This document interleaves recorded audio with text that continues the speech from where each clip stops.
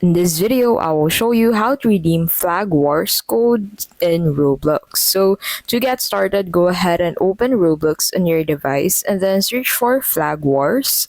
And then on Flag Wars, you need to go ahead and click on this icon at the top right of your screen at the right side of the shop button. So click on that and that will allow you to redeem codes on the game. So in here, you just need to enter the code and click on that redeem button, and below it you'll find this update of when you can find codes again. So as you can see, the next code is at 450 likes on Roblox. So make sure to like this game on Roblox to be able to find codes connected to this game and then receive items from the developers who gave away these codes. And that is how you can basically redeem Flag Wars codes in Roblox.